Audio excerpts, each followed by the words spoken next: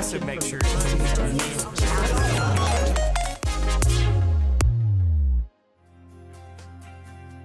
Hello and welcome into this week's edition of AFMC TV. I'm your host, Michelle Rupp. Joining me today is Dr. Chad Rodgers. Hi, Dr. Chad. How are you? Doing well. How are you? I am doing great. Good. The weather's getting better. It's making things all the world better. That's right. We're coming out of the winter season and into spring. Very exciting. I'm excited about this topic today that we're going to talk about. We are talking about sleep, and the people who know me know I relish my sleep, and it's a priority. So maybe we'll just kind of start the conversation there in terms of how we're all stressed out. We're not getting enough sleep. How can we make sleep, though, a priority? Right. I'm also with you. I'm a 9-hour sleeper. I like my 9 hours. 9 to 10. I know some people can sleep 5 or 7 and turn it around the next day and do just fine, but I need my 9. Yeah, sometimes on the weekend catch up even more. You know, it's sort of a little bit of American culture. We just don't value sleep like we should. I think there's sometimes this idea that you're wasting time in bed when you should be up and going. But sleep is so important to so many processes in our brain. Just like you got to shut down your computer and reboot it or restart it every once in a while. Your brain needs that. Your brain is constantly taking in lots of stimulus and seeing lots of things, hearing lots of things, making lots of decisions, things that you're not even really cognizant of. But when you go to bed at night, that's when it shuts down and it tries to organize everything it's seen for the day. And that's when memories happen. That's why you dream. That's why you wake up feeling a little bit more clear-headed in the morning if you've been really stressed. But stress definitely has a big effect on people's ability to sleep. If you feel threatened or you don't feel safe, you're not going to be able to sleep well. Sure. So really making it a priority.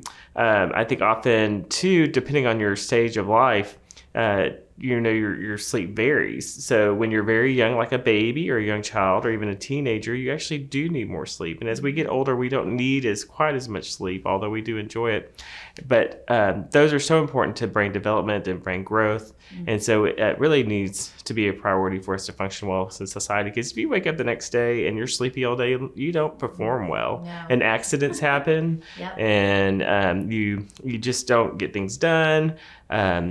Sometimes it can give you a little bit of depression. You know, you can feel a little down. So really making it a priority. So how could we optimize our sleep? You know, you read things about turning the thermostat down or having blackout shades or wearing a sleep mask or something like that. Well, you know, there's something that works a little bit different for everybody. I think there are some good habits to have. One is we all tend to do this. You know, teenagers are probably the worst, but, you know, trying to go to bed at a regular time and rise at a regular time. So trying to make sure you're going to bed at 10 o'clock or 9, whatever, depending on how early you have to get up, to allow for as many hours of sleep you have. And there's a lot of things on phones now that prompt you, you know, when it's that 15-minute period of time when it's time to wind down. So a lot of things, we talk about good sleep hygiene, good sleep habits. So a lot of those are finding ways to kind of relax and unwind in the evening. And so for some people, that's taking a shower or a bath, maybe having a cup of bedtime tea that has some chamomile in it, maybe reading a book. One thing none of us are good at is turning off the TV. That's right. And turning off the phone. Yeah, the phone has really become an evil to sleep. You know, there's two things. One, it doesn't allow your mind to shut down because you're constantly hearing those pings, or you're getting an email, or you're getting a text from a friend. And so those things are kind of constantly disrupting that brain's wind down. The other thing we do know is, and I think people talk a lot about, is the light from the phone and the light from the TV. Melatonin is sort of that natural hormone in your body that helps your brain start to kind of shut down and go quiet.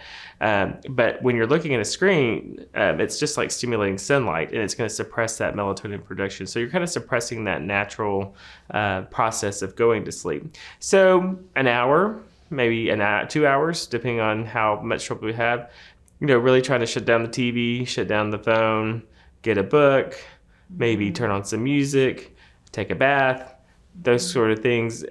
For really young children, it's a good time for parents to kind of sit down with them, curl up in the bed, look at books, talk about things, or maybe even with our teenagers, just sitting down and just having a light talk about things as we're winding down. So those are things that can really do to kind of help us wind down. White noise is really great because it kind of teaches your brain that when you need to go to sleep and when you need to wake up, you turn on that white noise machine. It kind of blocks out the background noise. If the dog is barking next door or someone is up in the next room watching TV, it blocks out that noise. But it really trains the brain to when to go to sleep and when to wake up. If you're having difficulty sleeping, kind of taking an assessment, making sure your mattress is good, making sure you're not too hot, too cold, making sure there's not some street light blaring into your window. So you may want to look at blackout shades and some stuff like that. But there are a lot of things that you can do to kind of help protect your sleep so that you can fall asleep well and stay asleep well so that you can wake up on time. What about wearables? There are rings that you can wear to register if you're getting a good night's sleep. Right. I'm sure there's watches. I know that you can wear. Do those help, or is that just one more way that we're connected? And when we're sleeping, we just don't need to be connected. Yeah, well, it kind of can give you a good history of how much sleep you're getting. So how much time are you spending in light sleep and how much time you're spending in deep sleep, which is really the goal. A lot of times people will stay at very light levels of sleep and they may have slept all night, but they kind of wake up intermittently and kind of go back down. So I always kind of say it's kind of that floating sensation where you feel like you're falling asleep, but then you're waking up and it's only been 15 minutes and then you kind of go back down. So you're not getting into those deep layers of sleep where you really need to the brain really needs to do its work.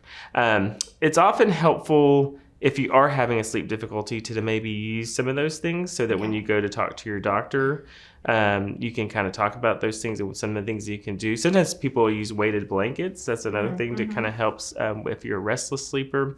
But there are sleep disorders that need to be evaluated. And so there are sleep specialists out there, and you would go and you spend the night and they put these little electrodes on your head and they monitor your heart and they videotape you and they kind of try to get a measure of how much time it takes you to initiate sleep, stay asleep, how many times you wake up, how many times you toss and turn, and it gives them an idea, or if you're running in bed with like restless leg syndrome.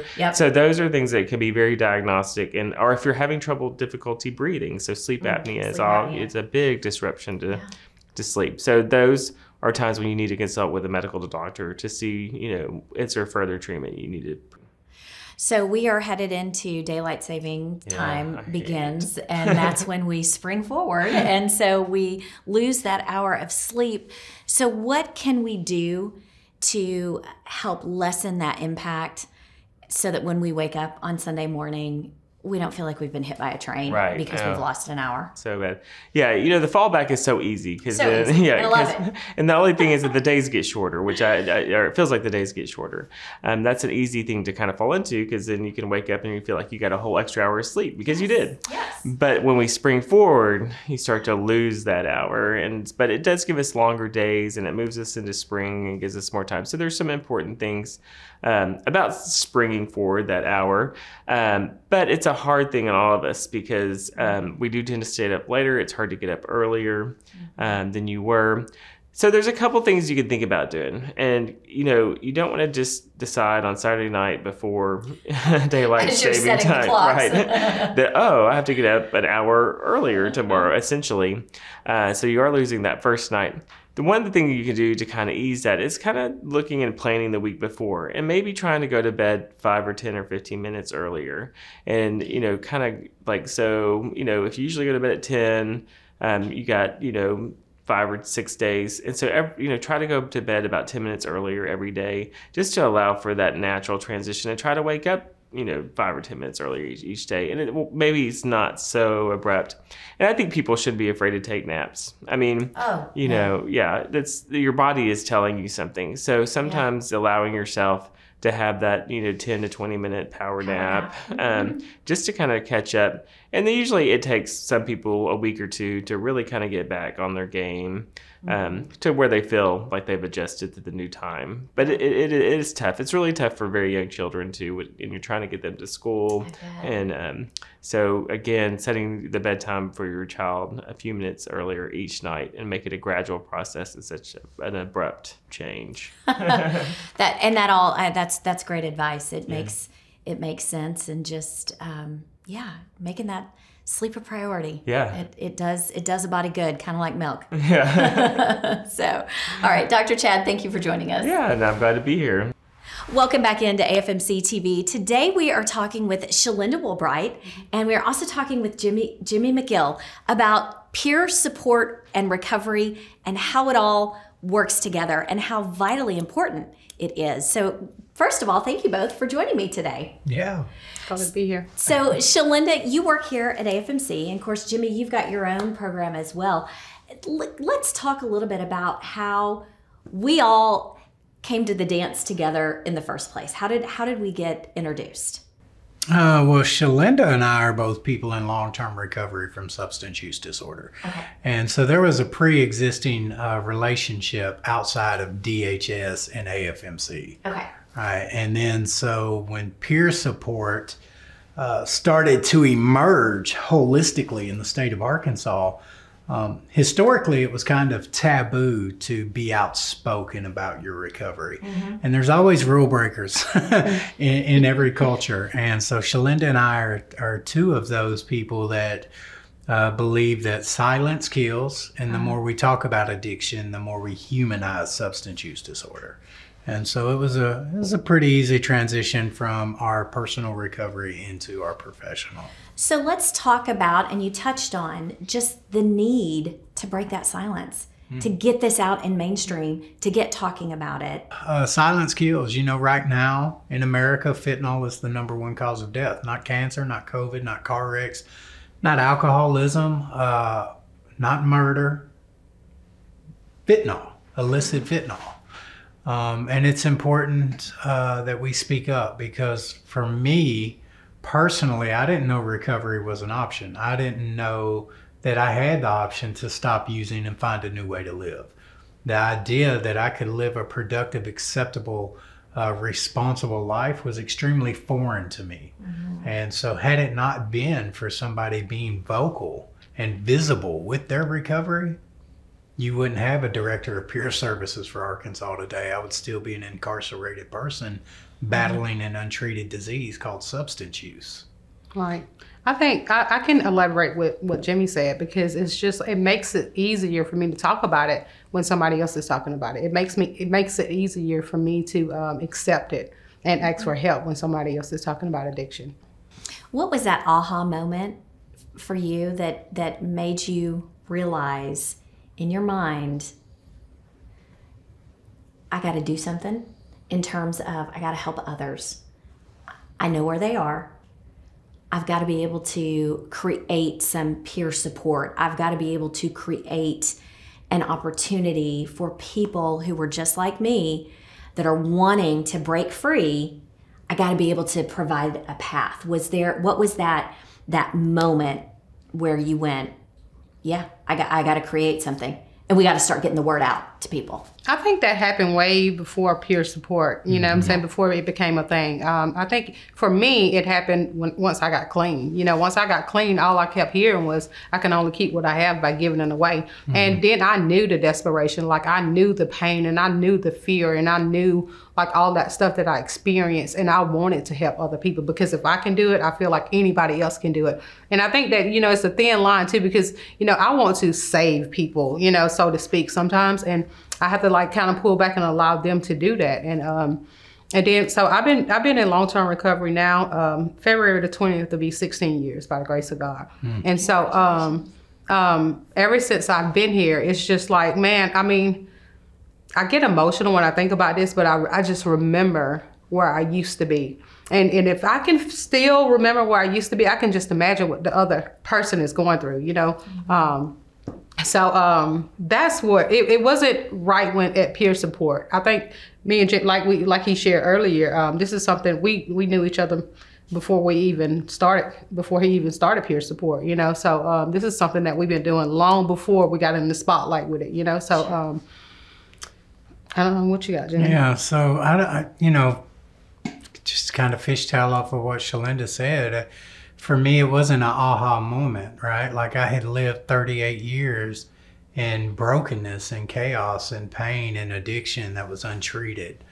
And so from the second that I was able to find my pathway and sustain long-term recovery from substance use disorder, there was just something in me that knew that I had to undo all the wrong that I had done for 38 years, right? Like, I had been a burden to everyone around me. And if you were any part of my life, it was like being trapped in a tornado, and my winds would touch you in some kind of way. And they were very destructive. And it was just the pattern set forth of the life I lived. And so I had a lot to undo, you know. Part of the process of recovery for me is making all of those wrongs right, you know, and that's a general trend that you see in peer support. That's why employers are chomping at the bit to hire somebody in recovery, right?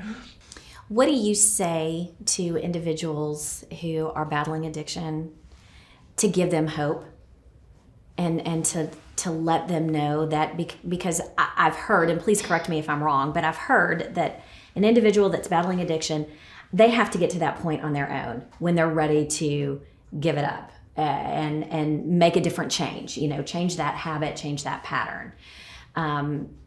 So what do you say to give them hope and to let them know you may not be ready to change right now? Gosh, I wish you were, but when you are ready to change, you know, we're here. Here are the resources. You know, here's how you reach out.